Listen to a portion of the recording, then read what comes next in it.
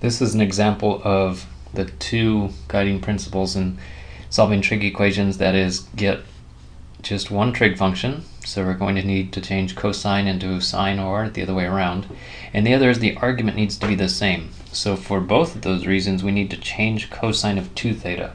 There's 3 identities to choose from. Since this has sine of theta in it, I'm going to use the identity that has sine of theta in it.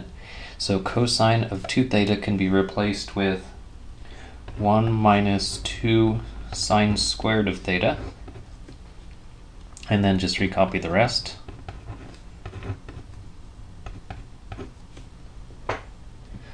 And then we can subtract 1 from both sides.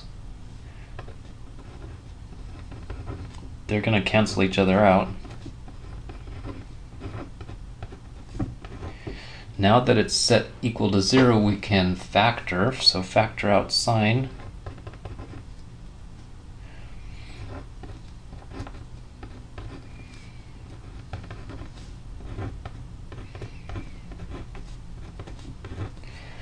And then set each factor equal to 0.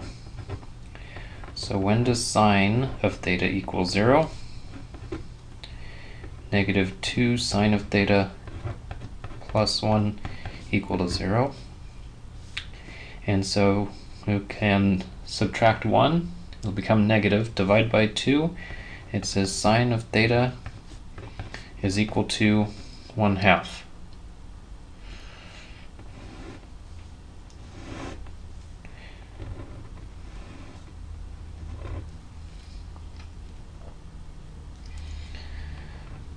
And so here's the graph of sine.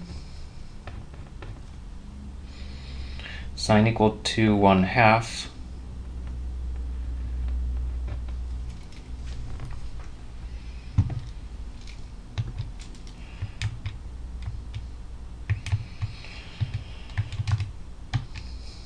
If you take sine inverse and then divide by pi and change that to a fraction, we find it's pi over 6. Likewise, to the left of pi, there's another solution, and that's going to be at 5 pi over 6. So just to the left, by 1 pi over 6 moves it over to 5 pi over 6. And then where sine equals 0 is at 0. So you get, if we go in order, we get theta equals 0, or pi over 6, or 5 pi over 6. Another place where it equals 0 is at pi. And then 2 pi is also true, but the directions say don't include 2 pi, so we're done. And now take a look at the graph cosine of 2x plus sine of x. When does that equal 1? On the window from 0 to 2 pi.